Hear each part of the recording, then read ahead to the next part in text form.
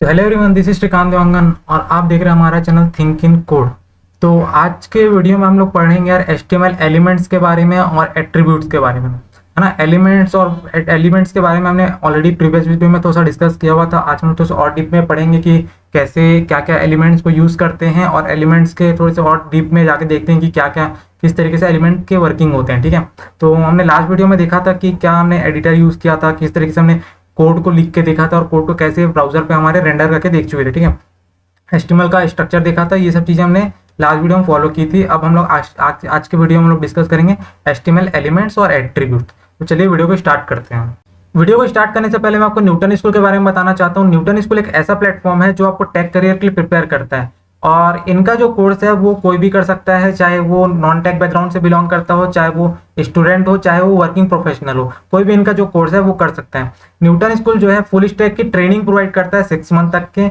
And जो और बात करें न्यूटन स्कूल के बारे में, तो न्यूटन स्कूल का जो टाई अप है वो 300 प्लस कंपनीज के साथ है ना। इंडिया की जो बेस्ट कंपनीज है उनका टाई अप है न्यूटन स्कूल के साथ। तो न्यूटन स्कूल जो है इंश्योर करता है कि आपका जो प्लेसमेंट है वो न्यूटन स्कूल के थ्रू हो जाए किसी अच्छी कंपनी में इंडिया के। एंड अगर बात करें यार फी के बारे में, तो न्यूटन स्कूल जो है आपसे 6 मंथ के ड्यूरेशन में आपसे कोई भी फीस नहीं चार्ज कर रहा होता है, जब तक कि आपका प्लेसमेंट जो है न्यूटन स्कूल के थ्रू 5 लाख प्लस का नहीं हो जाता, है ना। तब तक कि आप वहाँ फ्री में ट्रेनिंग कर सकते हो। एंड देन जब आपका प्लेसमेंट हो जाएगा न्यूटन स्कूल के थ्रू किसी कंपनी में, देन आपको वहाँ का फीस जो होगा पे करना होगा।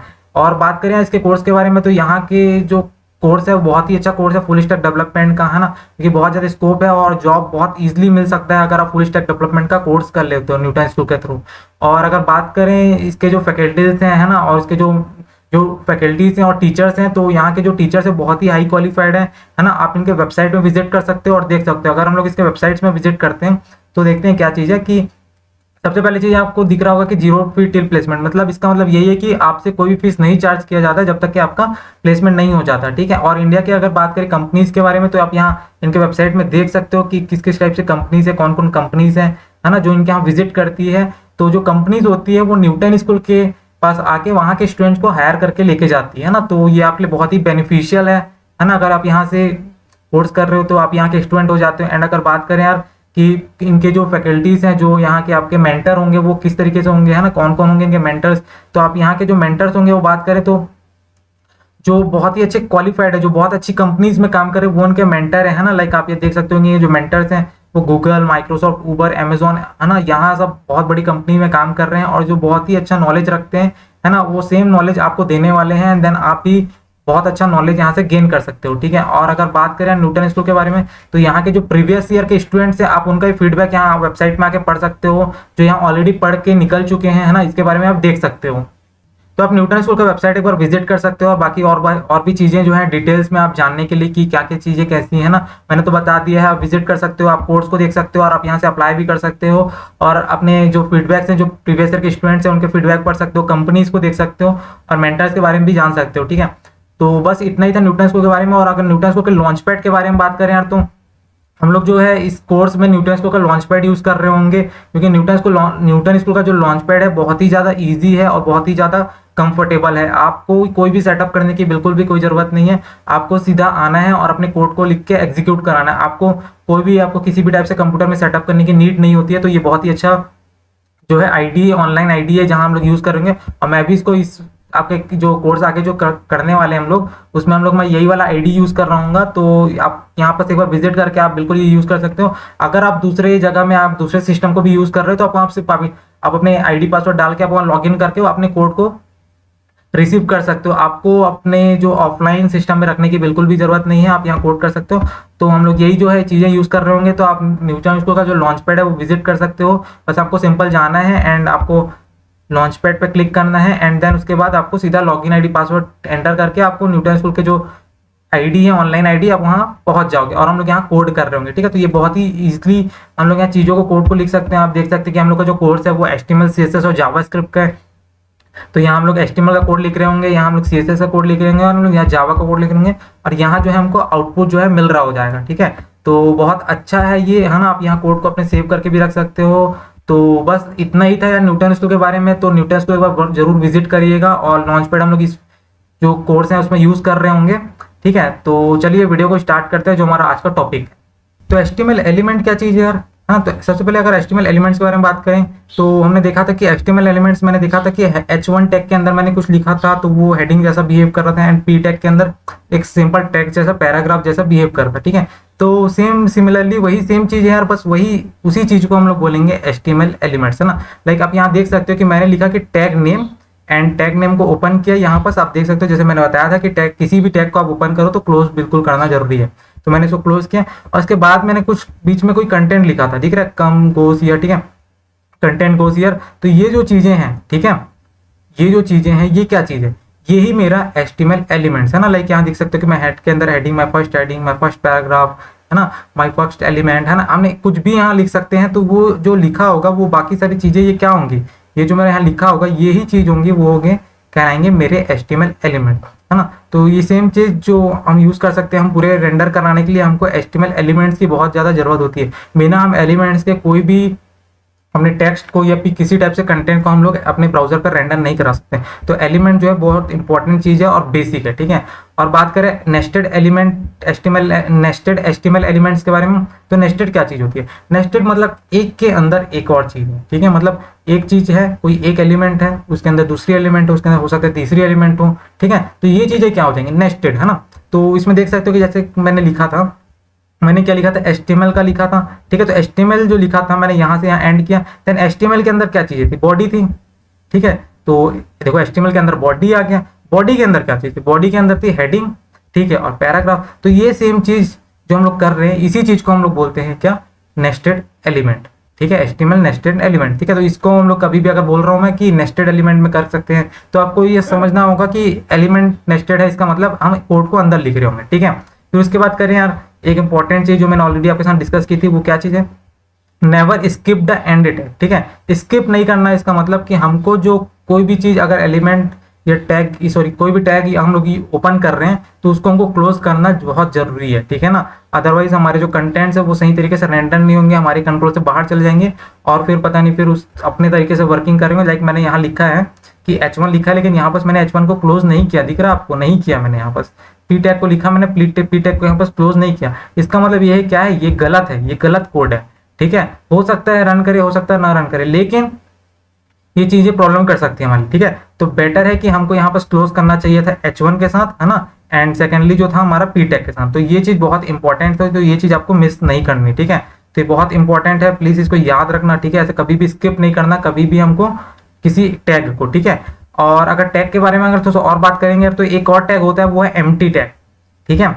एम्प्टी टैग, तो एम्प्टी टैग क्या होता है, एम्प्टी टैग यार अभी तक मैंने बताया कि कोई भी टैग को आपको स्किप नहीं करना, स्किप नहीं करना इसका मतलब कोई चीज आप ओपन कर रहे हो, कोई टैग आप ओपन कर रहे हो तो उसको आपको क्लोज करना है। तो सिमिलरली एक ऐसा एलिमेंट होता है HTML में, ऐसा टैग होता है जिसको हमको क्लोज करना ही नहीं पड़ता, ठीक है, जिसको हमको क्लोज नहीं करना पड़ता। लाइक अगर मैं दिखाऊं यहाँ पर BR, ठीक है, आपको दिखा रहा था BR tag define the line break, है ना। इसका मतलब BR मतलब BR ब्रेक लाइन, ठीक है, लाइन को ब्रेक करना, BR का मतलब होता है ब्रेक करना, ठीक है। तो ये चीज का हम यूज करेंगे। लाइक मैंने लिखा कि this is a line break, मैंने लिखा, अगर मैं यहाँ पर BR टैग का यूज किया हूँ, ठीक है, आपको ये चीजें तो समझ में आ गई हुई, HTML और बॉडी अभी तक के तो समझ आ गया होगा, हमने डिस्कस किया हुआ है।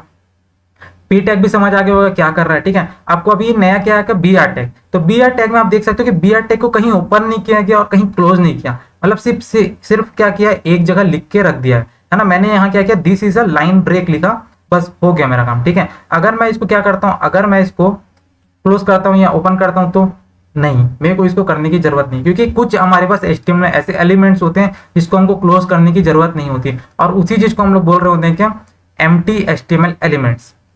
आगे डिस्कस करेंगे कि और कितने सारे एलिमेंट्स होते हैं, बस अभी हमारा एम जो है ये समझना है कि कुछ एलिमेंट्स ऐसे होते हैं जिसका ओपनिंग और क्लोजिंग कंपलसरी होता है, और कुछ ऐसे होते हैं जहां पर कुछ ऐसा नहीं होता है, वो उसी चीज को हम लोग बोल रहे होते हैं एम्प्टी टैग। तो आपको एम्प्टी टैग भी याद रखना है, और आपको एक चीज अभी याद भी हो गई होगी, समझ में आ गया होगा कि BR टैग, है ना। अगर मैं इसको कोड करके दिखाऊं आपको, है ना, हम लोग कोड कर लेते हैं तो ये चीज आपको क्लियर है। अब मैं यहाँ पर कोड कर लेता हूँ इसको। तो मैं अगर यहाँ लिखता हूँ, है ना, इसको तो उसे हेडिंग में लिख लेता हूँ मैं, ठीक है। तो हेडिंग में लिखने के लिए क्या लिखते थे हम लोग, H1, ठीक है, और मैं लिखा दिस इज अ, ठीक है, लाइन, है ना। और मैं काम करता हूँ यहाँ पर ब्रेक, BR लगा ले, BR, ठीक है, BR लगाया, एंड यहाँ मैं लिखता हूँ ब्रेक, ठीक है, ब्रेक, एंड यहाँ मैं इसको क्लोज कर लेता हूँ H1, ठीक है। सॉरी, ठीक है, H1 को क्लोज कर लिया। अब मैं सिमिलरली एक काम करता हूँ, इसको सेम को कॉपी भी कर लेता हूँ साथ साथ ऊपर, ठीक है, समझने के लिए।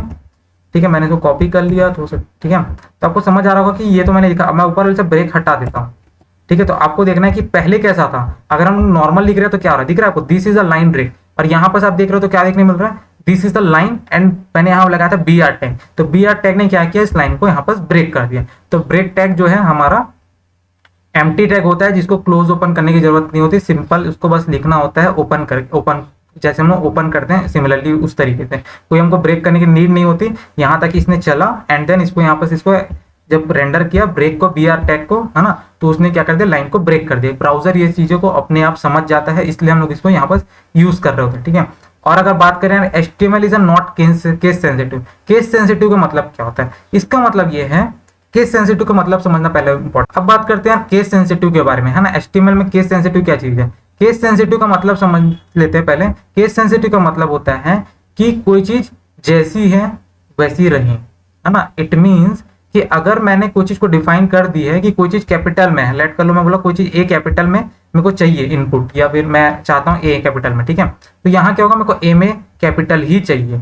मैं इसको स्मॉल नहीं कर सकता। अगर मैं यहाँ पे इसको स्मॉल करने का ट्राई करूंगा, है ना, तो ये चीजें जो मेरी वर्किंग थी, यूजर डिफाइन थी जो चीज ऑलरेडी, वो चीज वर्क नहीं करेंगी यहाँ पर। ठीक है, ये इस केस में करेगा क्योंकि मैंने ए बोला था तो ए हमको दिखा रहा है। ठीक है, अगर मैं बोलूँ स्मॉल ए के, ठीक है, तो ये फिर से लिखा एंड मैं बोल रहा हूँ कि केस सेंसिटिव नहीं है, केस सेंसिटिव नहीं है। इसका मतलब ये है कि अगर मैंने ए बोला तो ए बताना है बस मुझे चाहे स्मॉल लिख के बताना पड़े, चाहे मुझे कैपिटल लिख के बताना पड़े, इसका मतलब ये समझ जाएगा। ठीक है, ये चीज क्लियर हो गई। केस सेंसिटिव क्या होता है, केस सेंसिटिव मतलब यही होता है कि आपको जैसा बोला गया है आप वैसा ही लिखना है। और केस सेंसिटिव नहीं है, इसका मतलब आप स्मॉल में यूज करते हो तो स्मॉल लेटर में या कैपिटल लेटर में, मतलब वही है। लाइक यहाँ पर देख सकते हो, HTML tags are not case sensitive, it means capital P tag and small P tag है सेम, है ना, दोनों ही जो टैग हैं वो सेम है। इसका मतलब अगर मैं कहीं पर से, अगर मैं इसको आपको बताऊं, जैसे हमने पी टैग का या फिर H1 टैग का यूज किया था, है ना, मैं पी टैग के लिए क्लियर कर लेता हूं आपको। आप कोई भी टैग को इसको यूज करके देख सकते हो, है ना। तो अगर मैंने यहाँ पर किया पी टैग कैपिटल में लिख लिया, ठीक है, और मैं एक काम करता हूँ, मैं नीचे साइड आता हूँ या फिर कहीं और मैं पी टैग को स्मॉल में भी यूज कर रहा हूँ, ठीक है, तो इसका मतलब ये है कि दोनों चीजें सेम है यार, है ना, दोनों चीजें इक्वल है, कोई डिफरेंस नहीं है। अगर ये पी टैग के अंदर एलिमेंट जैसा काम कर रहा होगा तो यहाँ भी वैसे ही काम कर रहा होगा। तो ये चीजें जो थी पी टैग जो मैंने बताया, ये चीजें क्या थी, केस सेंसिटिव नहीं है। इसका मतलब आप इसको कैसे भी यूज कर सकते हो। ठीक है, अब बात करते हैं HTML के एट्रीब्यूट्स के बारे में। ठीक है, तो ये मोस्ट इंपॉर्टेंट है, हमारा जो नेक्स्ट स्टेप है, नेक्स्ट जो हमारा पढ़ने वाले ये एट्रीब्यूट्स ही पढ़ने वाले। तो एट्रीब्यूट्स में क्या क्या चीजें हैं, है ना, तो सबसे पहले हमको समझना पड़ेगा एट्रीब्यूट्स क्या होते हैं।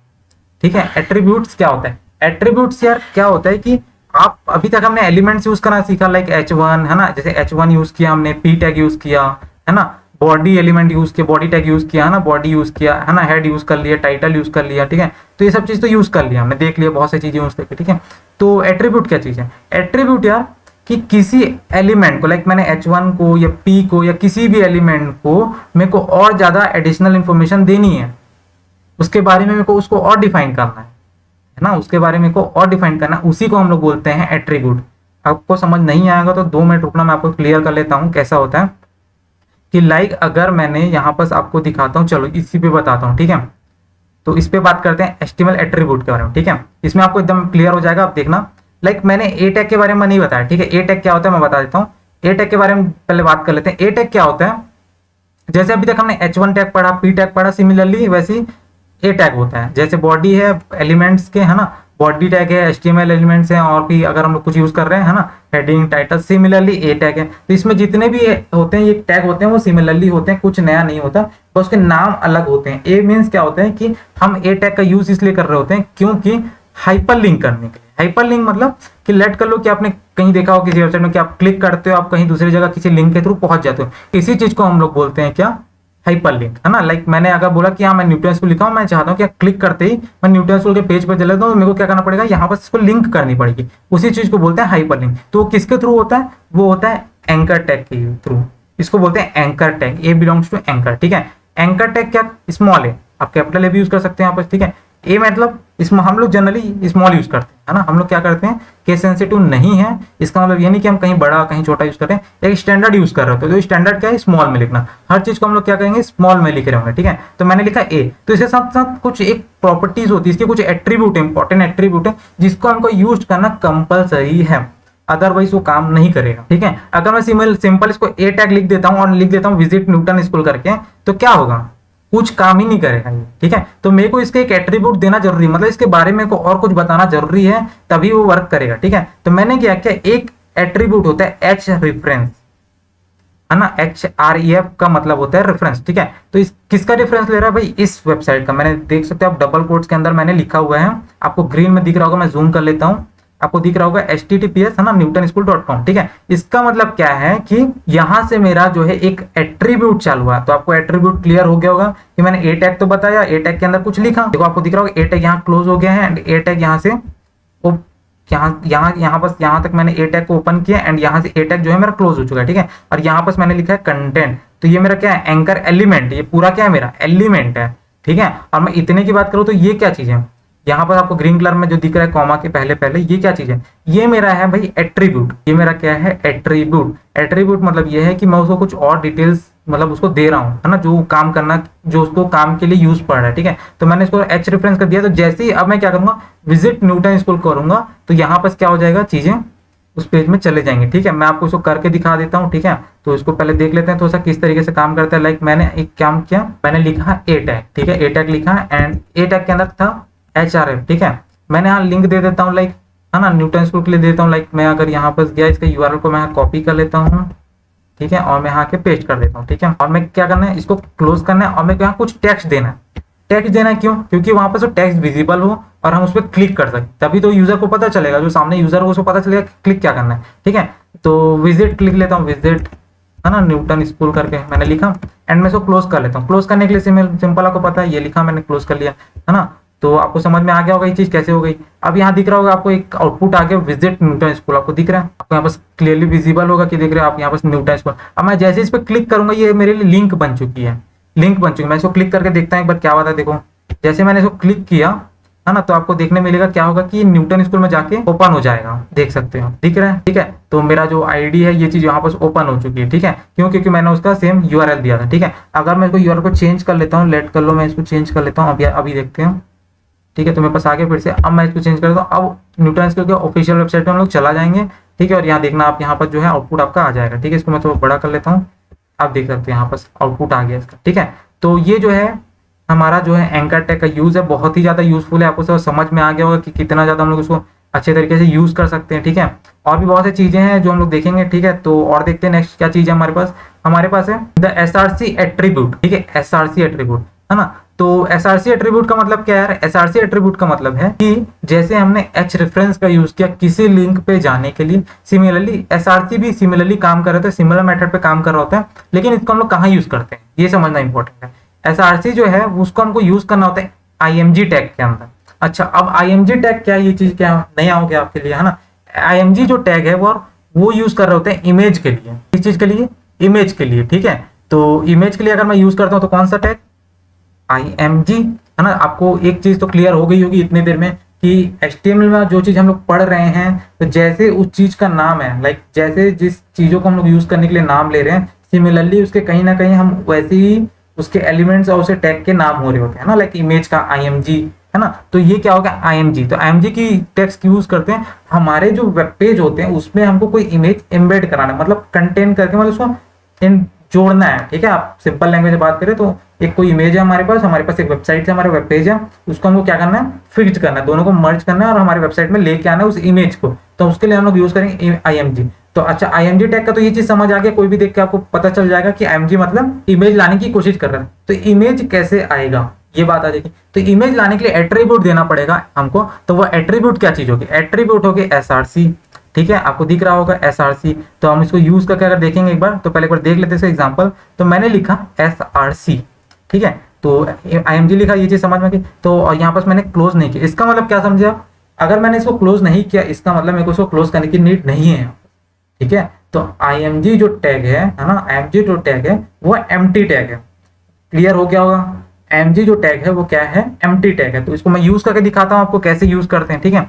तो इसको सबसे पहले मैं यहाँ से हटा लेता हूँ, ठीक है, यहाँ से मैं हटाता हूँ और मैं ये स्कूप यूज करके दिखाता हूँ। क्या था हमारे पास, img यूज किया एंड इसके बाद मेरे को देना src देते देते मेरे को यहाँ पर साथ साथ मेरे को लिंक देना जरूरी है, जो मैं यहाँ पर अपने आउटपुट के विंडो में चाहता हूँ कि इमेज आए, ठीक है। तो इसके बारे में बात करते तो मेरे को, मैं एक डमी इमेज लेता हूँ, ठीक है। डमी इमेज के लिए मेरे को क्या करना पड़ेगा, डमी इमेज के लिए मेरे को लेना पड़ेगा, कोई भी डमी इमेज लेने के लिए एक वेबसाइट होती है पिक्सम, ठीक है। पिक्सम एक वेबसाइट होती है जो क्या करता है, मेरे को एक डमी इमेज का लिंक दे देता है और वो रैंडम इमेज वहां पर मेरे को दे देता है। तो मेरे लिए इजिली हो जाता है ना, अगर हम टेस्टिंग कर रहे हैं, प्रैक्टिस कर रहे हैं, तो इसके लिए मेरे को यूज करने के लिए बहुत हेल्प होता है, ठीक है। तो मैं पिक्सम एक है ना डमी इमेज मिलेगा मेरे को यहाँ से, तो मैं एक ही रैंडम इमेज के लिए मैं इसको कॉपी कर लेता हूँ इस लिंक को और मैं अपने लेके आ जाता हूँ किसमें, src में, ठीक है। एंड मैंने यहाँ क्या कर दिया, इसको पेस्ट कर दिया और मैं यहाँ बस करता हूँ क्लोज, ठीक है। अभी आप इसको देखते हो, सेव किया मैंने इसको, तो यहाँ आप देख सकते हो कि आपको मिल गया है src का जो इमेज था, रैंडम इमेज था ना। अच्छा, ये जो था इसका तो मैंने यूज कर लिया img का, ठीक है। तो उसके बाद आपको ये चीज क्लियर हो गई होगी कि मैंने क्या किया, img एंड https करके मैंने एक फाइल दे दी। अब यहाँ कोई भी पिक्चर हो सकती है आपकी जो आप यहाँ ला सकते हो, आपका खुद का यूआरएल हो सकता है, ठीक है। इसके बारे में, ये यूआरएल के बारे में हम लोग थोड़ा सा और डिस्कस करेंगे आने वाले वीडियोस में कि कैसे यूआरएल होते हैं, है ना। क्या हम कस्टम दे सकते हैं अपने या खुद के लोकल स्टोरेज में, अगर हम कोई चीज रखें तो क्या इस चीज का हम लोग यूज कर सकते हैं, ये सब चीजें देख लेंगे, ठीक है। तो ये जो है आपका यहाँ से आपका क्लियर हो गया होगा कि img टैग को कैसे यूज करना है, किस तरीके से हम img टैग को यूज कर सकते हैं, ठीक है। तो यहाँ पर आपको क्लियर हो गया होगा कि हम img टैग को कैसे यूज कर सकते हैं, उसके सोर्स हमको देना क्यों जरूरी है। अभी आपको ये चीज बहुत क्लियर हो गई, ठीक है। और अगर इसमें बात करें नेक्स्ट हमारे पॉइंट की, तो है पाथ, है ना, जो मैंने बताया था कि कैसे हम लोग डिस्कस करेंगे इसको, ठीक है। तो पाथ को हम लोग डिस्कस कर लेते हैं, है ना। तो पाथ में देखो, जो हमारा जो src होता है उसके हम यूआरएल दे रहे होते हैं, कोई भी एक पाथ दे रहे होते हैं, ठीक है। किस चीज का, कि जिस चीज को हमको इमेज को हमको इनबिल्ड करने, ठीक है, तो हमको मतलब लेके आने हमारे वेबसाइट में, ठीक है। तो हम क्या देते हैं, यूआरएल देते हैं, तो वही चीज क्या होती है, पाथ होती है, ठीक है। तो पाथ को समझने के लिए आप ऐसे समझ लो कि हमने यहाँ पर कोई यूआरएल दिया, तो क्या ये हमारा खुद का लोकल स्टोरेज का भी तो हो सकता था ना, कि अगर मैंने लाइक लोकल स्टोरेज में यूज किया तो कैसे काम कर रहा है, ठीक है। तो उसी चीज के लिए दो चीजें बनाई गई हैं, ठीक है। दो चीजें इसमें है ना, लाइक एक एब्सोल्यूट और एक रिलेटिव। एब्सोल्यूट का मतलब क्या होता है, एब्सोल्यूट का मतलब वो होता है यार कि आप क्या कर रहे हो, किसी अनदर प्लेस से, लाइक यूआरएल, है ना, आप यूआरएल मतलब समझ रहे होगे। तो हम किसी यूआरएल से हम कोई इमेज लेके आ रहे हैं, इसको बोलेंगे हम लोग एब्सोल्यूट, ठीक है। ये एब्सोल्यूट यूआरएल बोलेंगे, ठीक है। अभी भी अगर मैं एब्सोल्यूट वर्ड का यूज कर रहा हूँ HTML, तो इसका मतलब यही है कि हम किसी यूआरएल के थ्रू हम उसको हमारे ब्राउजर में एम्बेड कर रहे होंगे, ठीक है। अगर मैं बात करूँ रिलेटिव की, तो रिलेटिव क्या चीज हो रही होगी, रिलेटिव मतलब कि हम अपने कहीं लोकल स्टोरेज से, लोकल फोल्डर से कहीं भी हम उसको लेके आके वहां इनबिल्ड कर रहे होंगे, ठीक है। तो ये चीज हम लोग कैसे करेंगे, क्या करेंगे, ये चीज हम लोग नेक्स्ट वीडियो में देखेंगे, ठीक है। तो आपको समझ आ गया होगा कि एब्सोल्यूट क्या चीज है। एब्सोल्यूट वही चीज है कि यार हम किसी अदर वेबसाइट से लेके आ रहे हैं, जैसे मैंने अभी आपको करके दिखाया। एंड अगर रिलेटिव की बात करेंगे तो रिलेटिव में क्या चीज होंगी, कि मैंने लाइट करो कि हमारा कोई फोल्डर है, वहां कोई पिक्चर रखा है, हम चाहते हैं कि वो हमारे वेब पेज पे हो, तो हम क्या करेंगे, उस फोल्डर का जो हमारा पाथ है सिस्टम का, वो हम वहां दे देंगे एंड ब्राउजर जो है ऑटोमेटिकली उसको डिटेक्ट कर लेगा और हमारे जो ब्राउजर विंडो है उस पर हमको आउटपुट दे देगा, ठीक है। ये चीज हम करके देखेंगे नेक्स्ट वीडियो में। तब तो बस आज के लिए इतना ही था, और नेक्स्ट वीडियो में कुछ अलग अलग एट्रीब्यूट टाइप्स को भी डिस्कस कर रहे होंगे। तो वीडियो को यार लाइक कर देना, शेयर कर देना और सब्सक्राइब कर देना चैनल को। तो मिलते हैं अगले वीडियो में।